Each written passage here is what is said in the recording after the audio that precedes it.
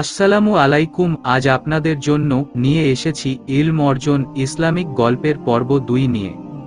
চলুন গল্পে ফিরে যায়। সারার মন তো এমনিই অশান্ত ছিল, তার উপরে সারার মা দীর্ঘ 15 বছর পর তাকে ফোন দিয়েছে। সারার মন অশান্ত কালো মেঘে পুরোটা ছেয়ে রয়েছে। কি করলে এই মন শান্ত হবে সারার তা জানা নেই। সারার মায়ের সাথে সম্পর্ক না থাকলেও সারা কমবেশি যে কোনো ভাবেই তার খোঁজ নেয়, কিন্তু কাউকে না জানিয়ে লুকিয়ে। কই থাকে, কেমন থাকে, ফোন নাম্বারটাও সেভাবেই গুছিয়ে রেখেছে, কিন্তু কল্পনাও করতে পারেনি যে গুছিয়ে রাখা সেই নাম্বার থেকে কখনো সারার ফোনে কল আসবে। তাহলে কি সারার মাও সারার খোঁজ রাখে আড়ালে, সারা বন্ধু বান্ধবদের মাঝে থেকে তার অশান্ত মনকে নিয়ে বাসায় এসে গুটিসুটি মেরে বিছানার এক কোণে শুয়ে আছে। হঠাৎ ঘরে রেহানা মানে সারার ভালো মা অর্থাৎ সাইফ চৌধুরীর দ্বিতীয় স্ত্রী এসে নক করছে। সারা বড় হয়েছে, তাই সাইফ চৌধুরী বা রেহানা কেউই নক না করে সারার ঘরে আসে না। কারণ সবাই খুব ভালো করেই জানে সারার ব্যাপারটা একদমই পছন্দ না। সারা অনুমতি দিলে রেহানা ঘরে প্রবেশ করে বলল, কি মামুনি, কি হয়েছে তোমার, মন খারাপ? সারা বলল, না ভালো মা, তেমন কিছু না, এমনিই ভালো লাগছে না কিছু। রেহানা বলল, দেখেছো, আমি ঠিক বুঝতে পেরেছি, তা বলো তো মামুনি, এমন কেন লাগছে? ফ্রেন্ডসদের সাথে কি ঝগড়া হয়েছে নাকি অন্য কিছু? সারা বলল, ভালো মা, তুমি তো জানোই ফ্রেন্ডসদের সাথে কিছু হলেও আমার কিছু যায় আসে না, কারণ কেউ আমার সাথে আড়ি করে থাকতেই পারে না। রেহানা বলল, হ্যাঁ মামুনি, তা তো জানি। আচ্ছা, আমি এখন তোমার জন্য 1 কাপ কফি নিয়ে আসি, তারপর দুজনে মিলে গল্প করব কেমন? সারা বলল, রেহানা দুজনের জন্য 2 কাপ কফি নিয়ে এসে সারার বেলকনিতে থাকা দোলনায় যেয়ে বসল। সারাও রেহানার পাশেই বসে আছে। অন্য কোনো সময় হলে সারা সোজা তার ভালো মার কোলে মাথাটা গুজে দিত, আর রেহানাও সারার মাথায় বিলি কেটে দিত আর গল্প করত। রেহানা বলল, মামুনি, তোমাকে একটা কথা বলতে চাই আমি, আগে বলো, রাগ করবে না? সারা বলল, ভালো মা, আমি কি কখনো তোমার সাথে রাগ করেছি? কি বলবে বলো না? রেহানা বলল, তোমার মা ফোন করেছিল বাসার ল্যান্ড ফোনে, ফোনটা আমি রিসিভ করেছিলাম। তো সে বলল সে এখন দেশেই সেটেল হয়েছে, তাই তোমার সাথে একবার দেখা করতে চায়। সারা বলল, তুমি কি বলেছ? রেহানা বলল, আমি বলেছি তোমার সাথে কথা বলে জানাবো। সারা বলল, সে আমাকেও ফোন দিয়েছিল, জানি না নাম্বার কোথায় পেয়েছে। রেহানা বলল, তুমি কি করবে? দেখা করতে চাও? একবার দেখা করতেই পারো। এত বড় হয়েছ, তার নিশ্চয়ই তোমাকে দেখতে ইচ্ছে করে, হাজার হোক মা তো। সারা বলল, মা, উনি সত্যিই আমার মা। মা হলে 15 বছর পর শুধু এটাই দেখতে এসেছে যে মেয়ে কত বড় হলো। রেহানা বলল, তোমার রাগ অভিমান কি সাজে? কিন্তু ভেবে দেখো কি করবে। সারা বলল, আমি কারো সাথে দেখা করব না, ওই মহিলার সাথে তো নয়, বলে দিও তুমি। রেহানা বুঝতে পেরেছে সারা এখন রেগে যাচ্ছে, তাই আর এই নিয়ে কথা না বাড়িয়ে প্রসঙ্গ চেঞ্জ করে বলল। রেহানা বলল, আচ্ছা বাদ দাও, তোমার ক্লাস কেমন হচ্ছে ভার্সিটির?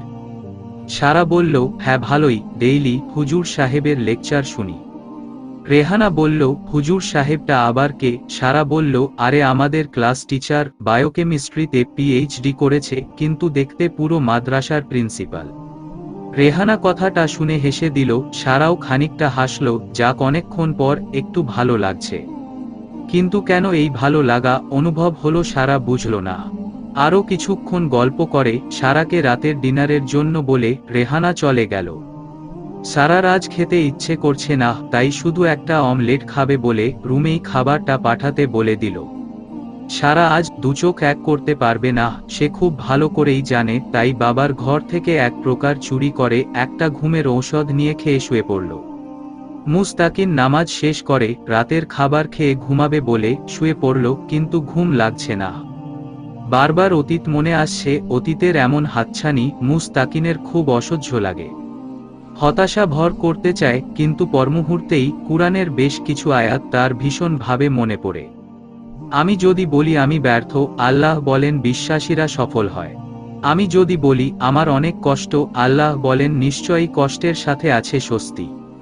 আমি যদি বলি আমাকে কেউ সাহায্য করে না, আল্লাহ বলেন মুমিনদের সাহায্য করা আমার দায়িত্ব। আমি যদি বলি আমার কেউ নেই, আল্লাহ বলেন ভয় করিও না, আমি তোমার সাথে আছি। আমি যদি বলি আমার পাপ অনেক বেশি, আল্লাহ বলেন তওবাকারীদের আমি ভালোবাসি। আমি বলি এই দুনিয়ায় আমার ভালো লাগে, আমার কিছুই নেই, আল্লাহ বলেন তোমার জন্য পরকালে ইহকাল অপেক্ষা শ্রেয়। আমি বলি বিজয় অনেক দূরে, আল্লাহ বলেন আমার সাহায্য একান্তই নিকটবর্তী।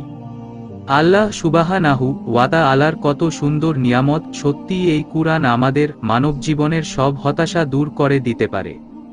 হ্যাঁ, আমি বিশ্বাস করি মহান রব্বুল আলামিনের সেই বাণীটি যেটাতে বলা আছে, পরিপূর্ণ মানসিক প্রশান্তি কেবল মাত্র আল্লাহর দিকেই রয়েছে। সূরা আর-রাদ আয়াত 28।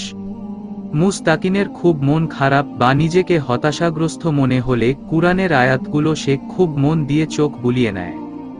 এতে তার হতাশাও দূর হয় এবং মনও শান্ত হয়। মুস্তাকিন সব হতাশাকে দূরে সরাতে জানে, তার কাছে আছে সম্পূর্ণ জীবন ব্যবস্থা।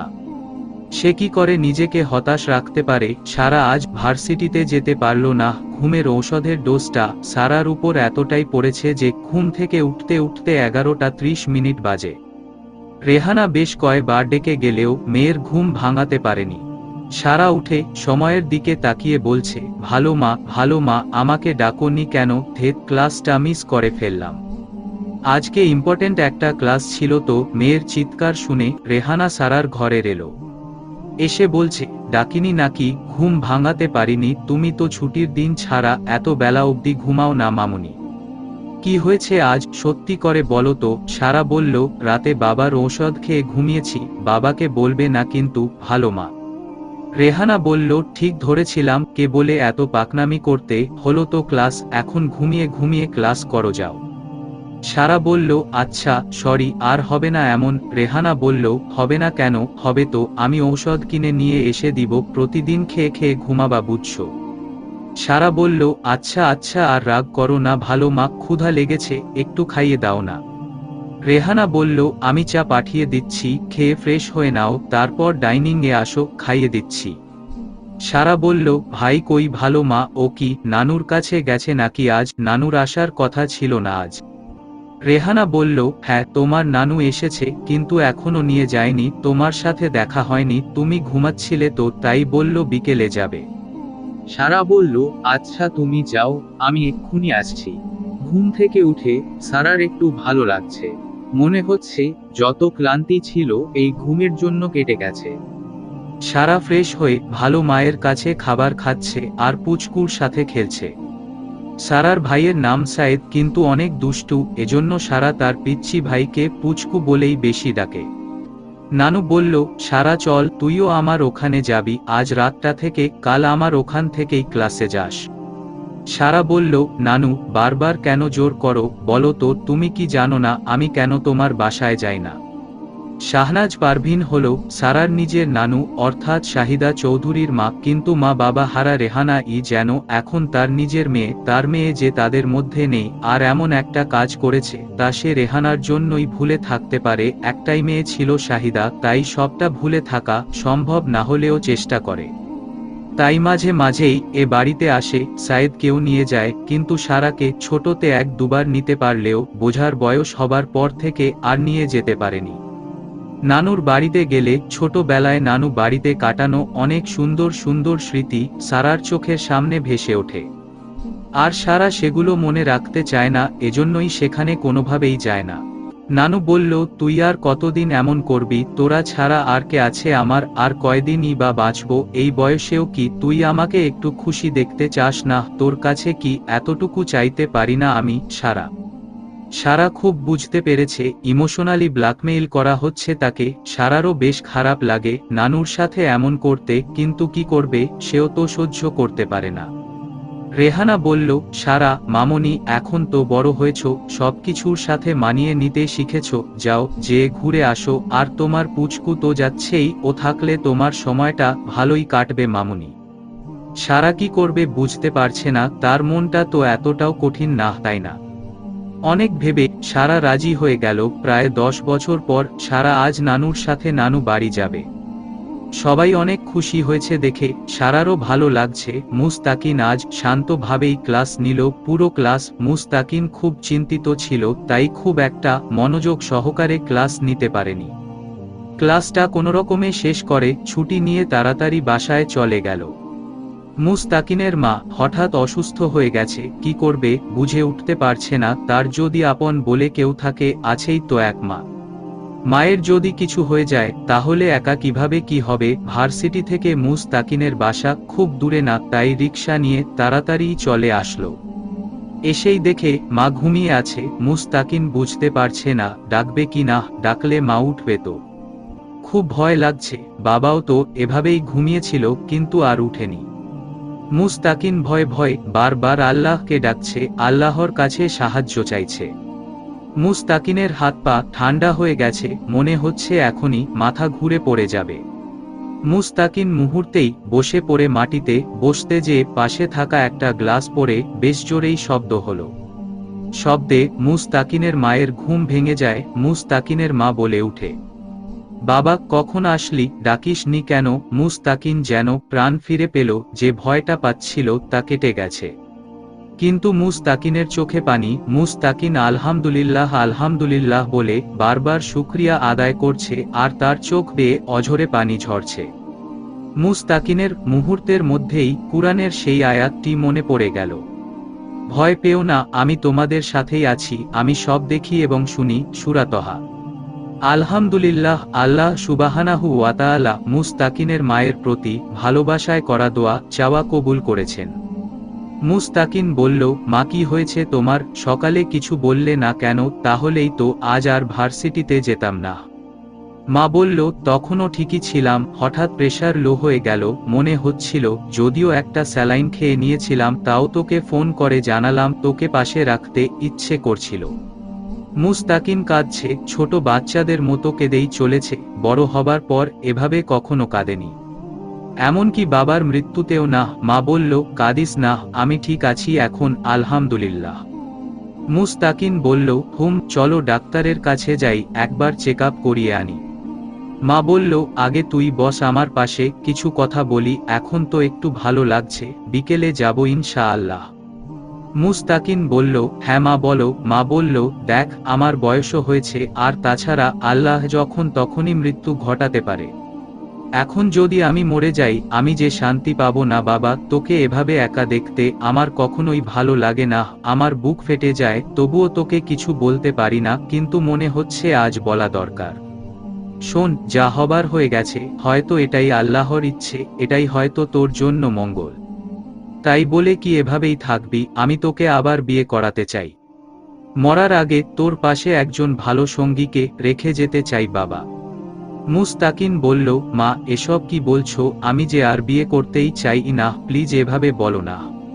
মা বলল, আমাকে আর ফিরিয়ে দিস না বাবা, এতদিন বলিনি, ভেবেছি তোকে আরো একটু সময় দিই, নিজেকে গুছিয়ে নে আগে। কিন্তু দেখ, আজ আমার কিছু হয়ে গেলে তুই কাকে নিয়ে থাকবি? প্লিজ বাবা, আমার শেষ ইচ্ছেটা রাখো।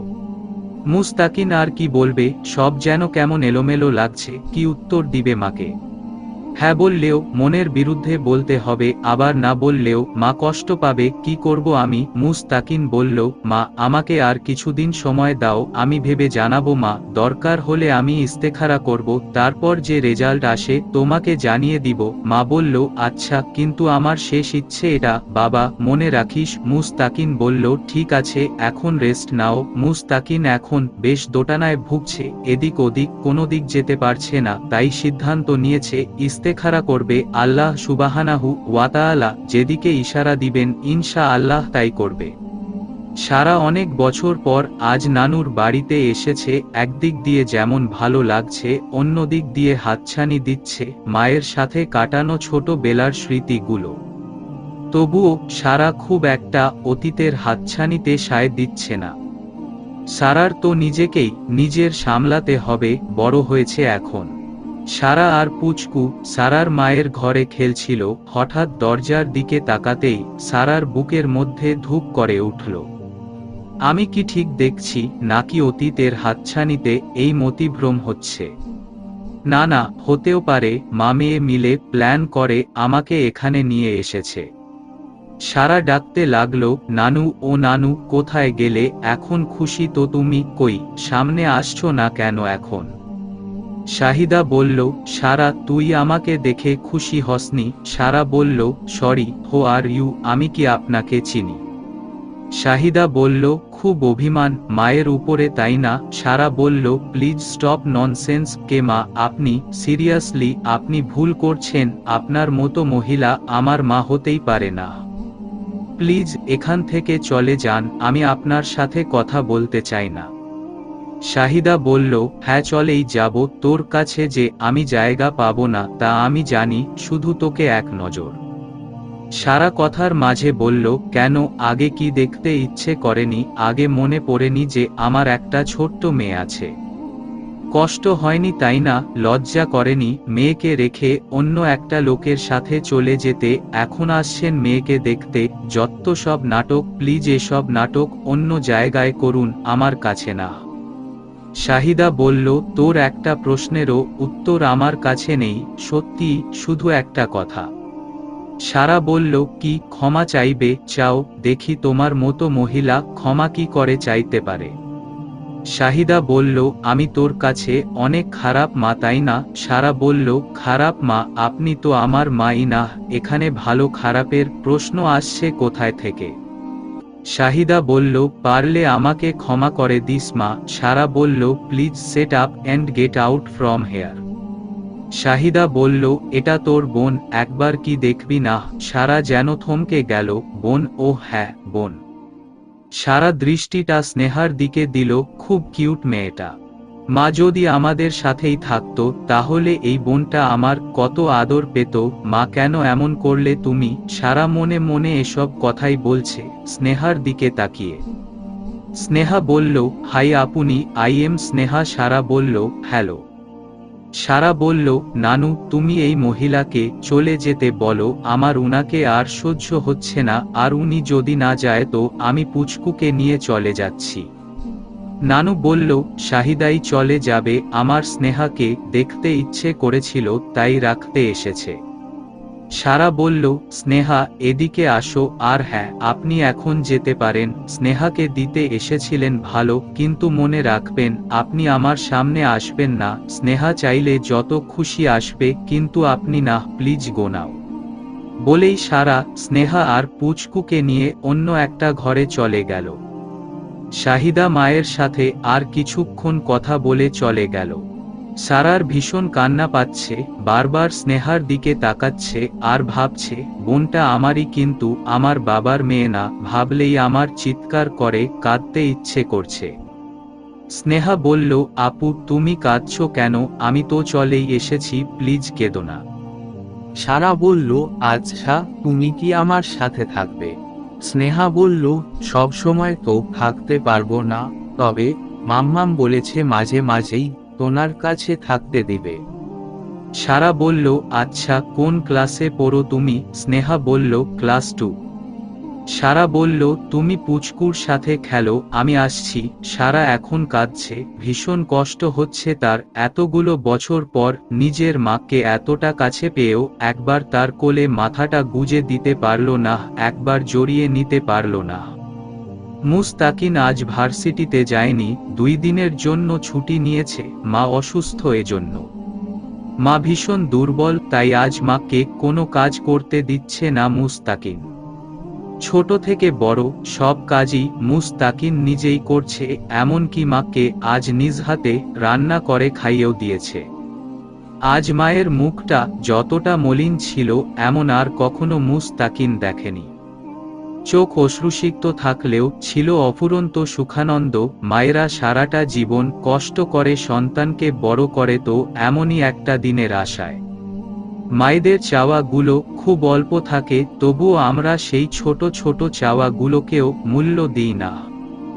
একবার মন থেকে মায়ের খুশির জন্য ছোট্ট একটি চাওয়া পূর্ণ করুন, মায়ের চোখের মাঝেই টের পাবেন জান্নাত লাভের সুখ। সারা নিজেও আজ ক্লাসে যায়নি, কাল থেকেই মন খারাপ। এতগুলা বছর পর এমন একটা দিন হঠাৎ সামনে আসায় ঠিক বুঝে উঠতে পারেনি কি করা উচিত। সারা স্নেহাকে একদিনের জন্য নিজের কাছে রাখবে, বাড়িও নিয়ে এসেছে। বাবা একনজর দেখে একটা দীর্ঘশ্বাস ফেলে আবার চোখ সরিয়ে নিয়েছে। ভালো মা বেশ খুশি হয়েছে স্নেহাকে কাছে রাখবার জন্য। সারা মাঝে মাঝে রেহানাকে দেখে অবাক হয়ে যায়, একটা মানুষ কিভাবে এতটা ভালো হতে পারে। সেই ছোট্ট থেকে দেখে আসছে ভালো মায়ের মাঝে রাগ, অভিমান, হিংসা, অহংকার কিচ্ছু নেই। বরং সারার মাঝে মাঝে এমন মনে হয় যে রেহানা নিজের ছেলের থেকেও সারাকেই বেশি ভালোবাসে। সারা 2 দিন ক্লাসে যায়নি, আজ ক্লাসে যাচ্ছে। যাবার পথে স্নেহাকে নানুর বাসায় দিয়ে যাবে, যেন মা এসে পড়ে নিয়ে যেতে পারে। সারা ক্লাসে ঢুকতেই লাইসা সারাকে দ্রুত টেনে নিয়ে নিজের সিটে বসালো। লাইসা বলল, এই সারা জানিস হুজুর 2 দিন হলো আসছে না, পরশু এসেছিল কিন্তু তাড়াহুড়ো করে চলে গেছে। আজও বোধহয় আসবে না। সারা বলল, সিরিয়াসলি লাইসা, তুই আমার ফ্রেন্ড নাকি ওই হুজুরের? আমি 2 দিন ক্লাসে আসিনি, তোদের সাথে কন্ট্যাক্ট করিনি, তোর একবারও মনে হলো না যে অন্তত জিজ্ঞেস করি যে কেমন আছে, কেন ক্লাসে আসেনি? লাইসা বলল, আরে সরি, ওইটাই তো বলতে যাচ্ছিলাম, কেন ক্লাসে আসিসনি তুই? সারা বলল, বাদ দে, এমনি। লাইসা বলল, সরি, রাগ করিস না। সারা বলল, আমি ফ্রেন্ডসদের সাথে রাগ করি না, তুই সেটা জানিস, বাদ দে প্লিজ। লাইসা বলল, আচ্ছা। সারা মনে মনে ভাবছে, যাক ভালোই হয়েছে, আজ অন্তত হুজুরের লেকচার শুনতে হবে না। উফ, আজ প্রথম ক্লাসটা জিয়াউর রহমান স্যারই নিয়েছে, মুস্তাকিন নেই বলে। সেকেন্ড ক্লাসটাও তারই ছিল, বিধায় একটানা 2টা এই কর্কট স্যারের ক্লাস করে সবাই বিরক্ত হয়ে গেছে। সারা ঠিক করলো ক্যান্টিনে যেয়ে কিছুক্ষণ বসে থাকবে, তারপর বাড়ি চলে যাবে। ক্যাম্পাসে ভালো লাগছে না, সারা আজ তাড়াতাড়ি বাসায় চলে এলো। এসেই শাওয়ার নিয়ে একটা লম্বা ঘুম দিল। মুস্তাকিন আজ অনেক দিন পর মাকে নিয়ে বাইরে বেরিয়েছে।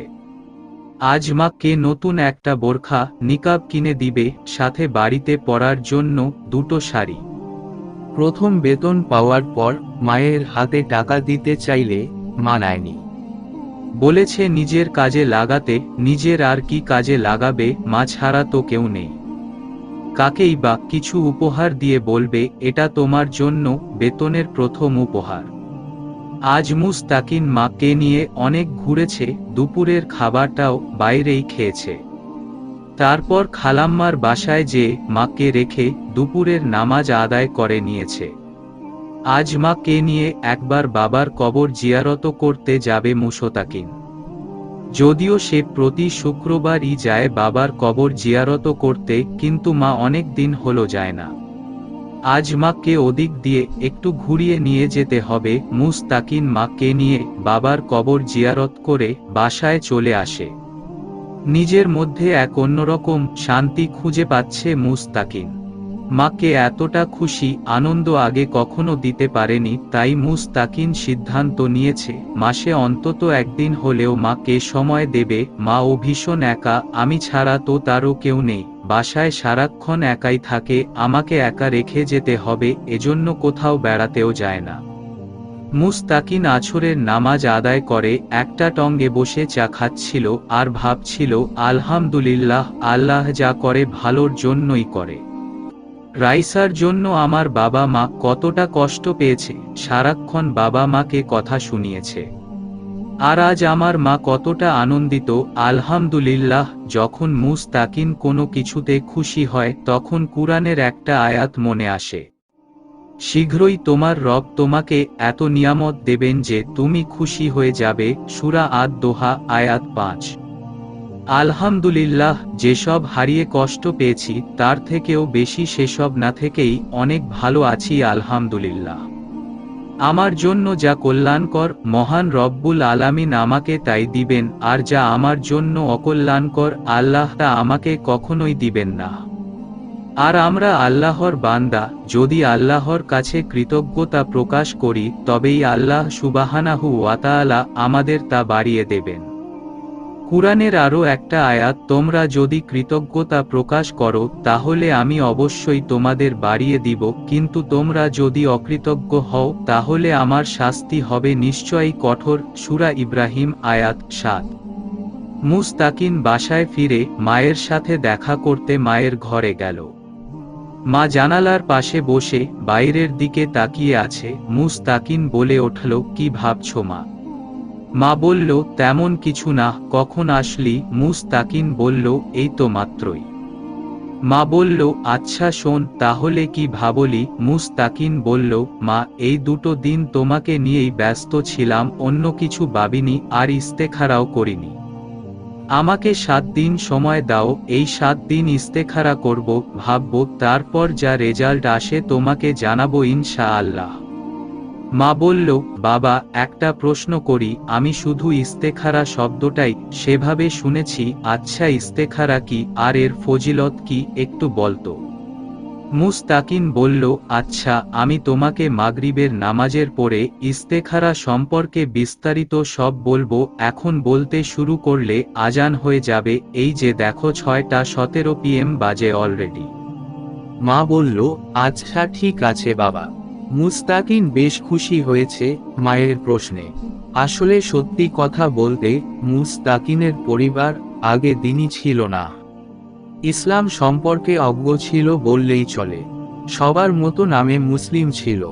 মুস্তাকিন হেদায়েত পাবার পর আলহামদুলিল্লাহ মুস্তাকিনই ধীরে ধীরে বাবা মাকে হেদায়েতের দিকে এনেছে।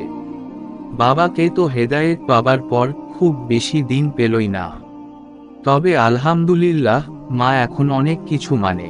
গল্পটি ভালো লাগলে চ্যানেলটি সাবস্ক্রাইব করে আমাদের সদস্য হয়ে যান। গল্পটি কেমন হলো কমেন্ট করে জানাবেন। আসসালামু আলাইকুম।